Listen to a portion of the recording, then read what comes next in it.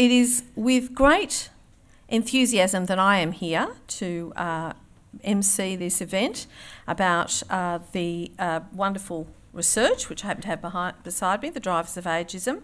I think it's very timely, certainly for me, but indeed, given our ageing population, it is an issue whose time has come. So it's wonderful to see some actual solid research behind what's going on. And to tell us more about this is our first speaker, who is Jo Toohey, and she is the CEO of the Benevolent Society. She's been the CEO since April 2015, and she joined the Benevolent Society with over 14 years' experience in executive level roles in the aged care sector, so she knows what's going on in this sector better than most people.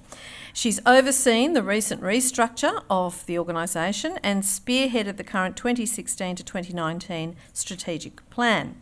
She's recently also overseen the transition of over 700 disability support team staff from the New South Wales Department of Family and Community Services to the Benevolent Society. So the fact that she has the energy to turn up here this morning and give us a speech is of great credit to her. May I introduce to you Jo Toohey.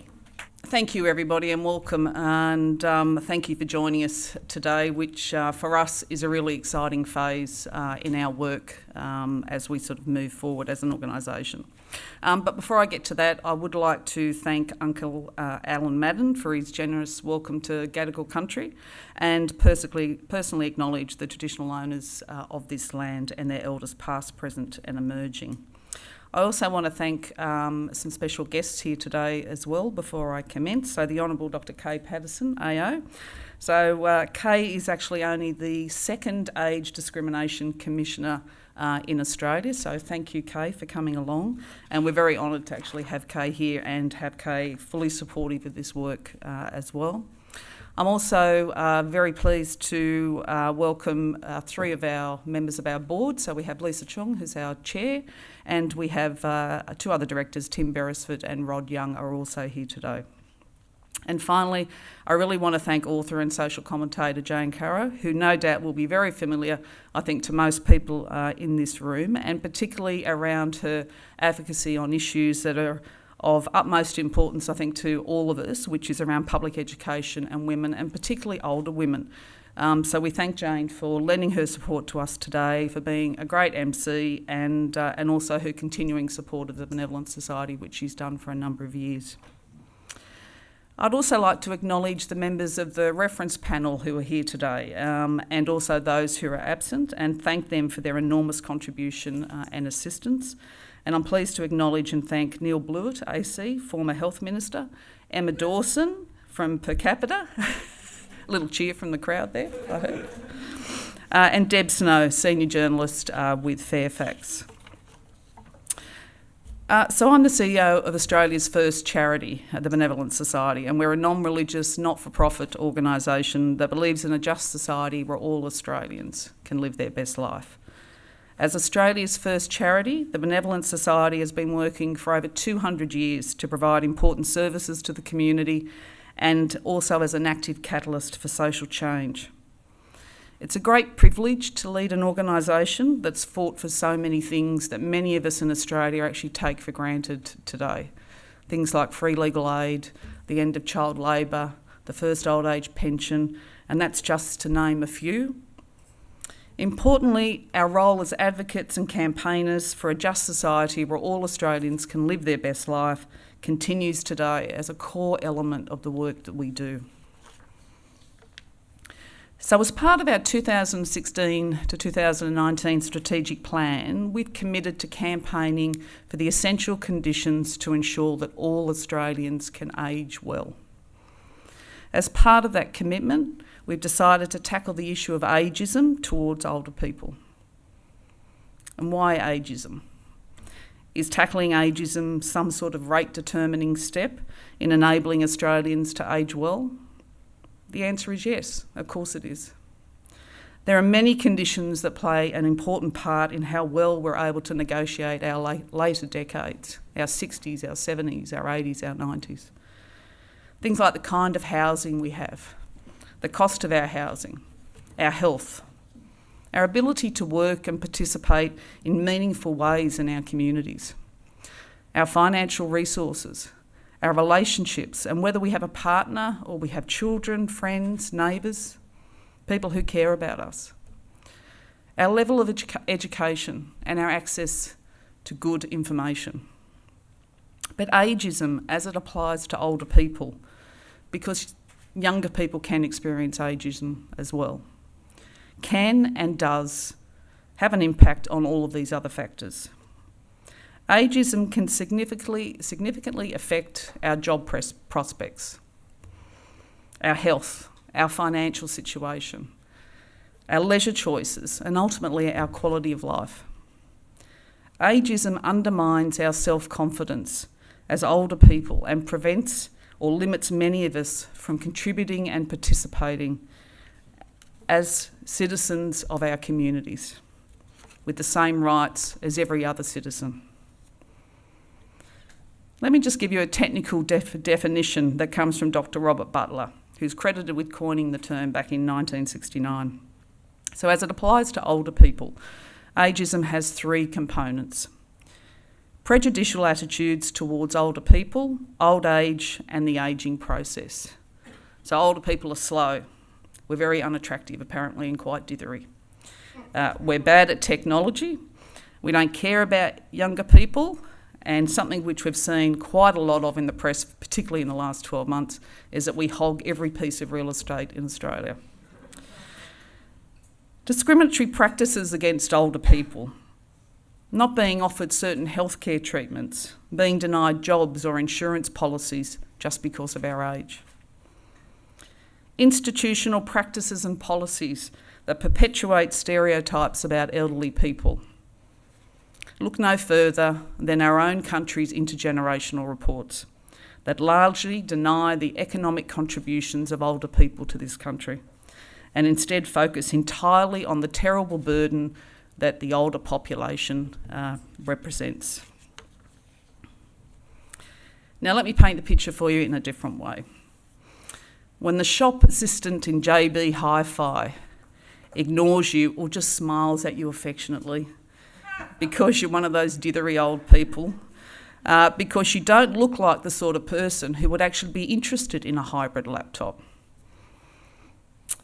When you can't get travel insurance to visit your family because you're 80 years old. When the doctor tells you or your children, because we know doctors tend to talk to somebody else when you're an older person, even though I'm sitting in the room, that there's no point treating you for depression because it's pretty normal for older people to feel depressed. That's ageism. When the only images you see of people over 50 in advertising are for life insurance, funeral homes, aged care or retirement villages, or cruises, that's ageism. When you are told kindly or not so kindly by a recruiter that you're probably overqualified, or that the employer is looking for someone who will be a good fit with a younger team, or perhaps for someone who's dynamic, because none of us sitting in this room could possibly be dynamic as an older person, that's ageism. When the political language that older people is almost exclusively alarmist, focusing on the threat represented by the grey tsunami, the economic burden of pensions and the health budget, that's ageism too. Ageism in its various forms and expressions, many of which are so entrenched and so subtle and so accepted, even by ourselves, that we barely notice them, is indeed something that needs to be addressed if we actually have a hope of ageing well. So the Benevolent Society is going to take this issue on, and we're in the early stages of building a coalition of supporters and stakeholders who will be joining forces with us in a campaign that we'll be launching next year. We're not the first organisation to identify ageism as the focus for an information and an advocacy campaign, and we will not most certainly be the last. But what we will be is smart and persistent and sustained in our efforts. As I think Commissioner Patterson agrees, there's been a lot of wonderful work from the Australian Human Rights Commission and from other agencies, both here and in other countries over recent years, to address ageism and age discrimination. But they've largely been limited by a lack of scale and longevity. This issue isn't easy, and any campaign to tackle such entrenched attitudes and beliefs needs to be large-scale and sustained over a substantial period of time. So that commitment to longevity and ensuring we have the means to deliver it over at least the next 10 years is a key plank for us.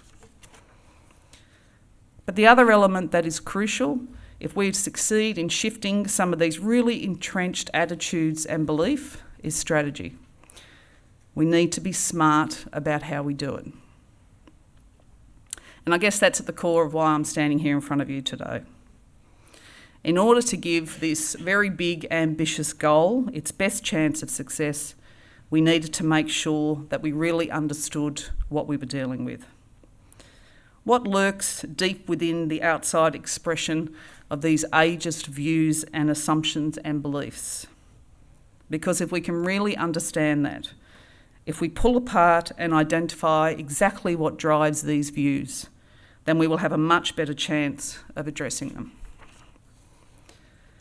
So back in February, we commissioned Urbis to undertake a research project that would provide us with the answers to 3 key questions. What do we know about ageism and the drivers of ageism from existing research? What can we learn about our strategy from other campaigns that have been successful in changing deeply held views? Things like the Quit program, drink driving, those sorts of things. What are the drivers of ageism amongst Australians today, of all ages? We felt we needed to do this because while there's been a lot of research describing the nature of ageism, its prevalence and the impact it has, there is surprisingly little research about those very deep-seated drivers of ageism. I'd like to acknowledge that we have Dr. Caroline Tomacek. Where's Caroline? There she is. Yep. The Associate Director at Urbis, who is the principal author of this research, and she's here with us today.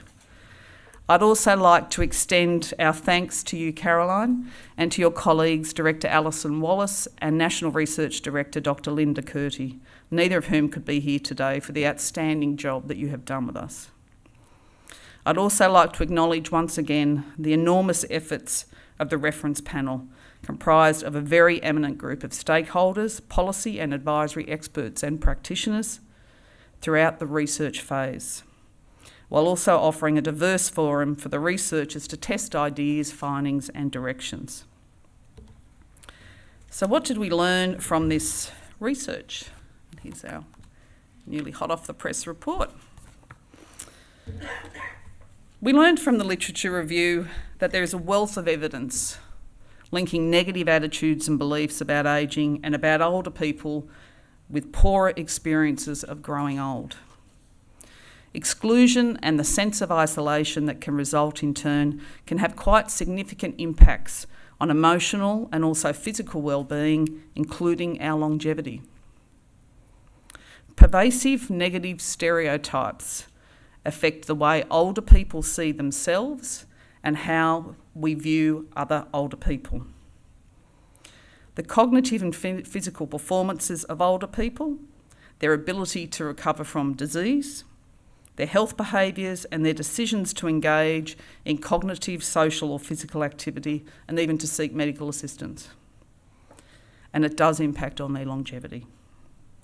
We also learned from both quantitative and qualitative research with around 1,400 Australians of all ages that many of the beliefs and assumptions that we have about older people and what it means to grow old are myths, misconceptions, or just simply wrong. There's a very strong perception, for example, that as you get older, as an older person, your only option is to end up in an aged care facility. And we all hear it talked about with family and friends and our grandparents, as though it's a given when you reach a certain age. And people are extremely fearful of that. And yet the reality is that only around 7 to 8% of older people in Australia actually do reside in an aged care facility at any given point in time. most people actually continue to live independently and in their own home in their communities. So this fear is largely irrational.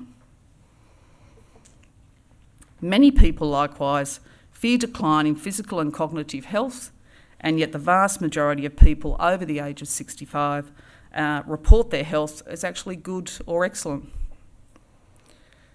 The message that's come through loud and clear from this research is that many of the negative beliefs and assumptions about ageing and older people that are at the root of our fears about ageing and that are ultimately blocking our ability to live well and flourish as we age are just simply not true.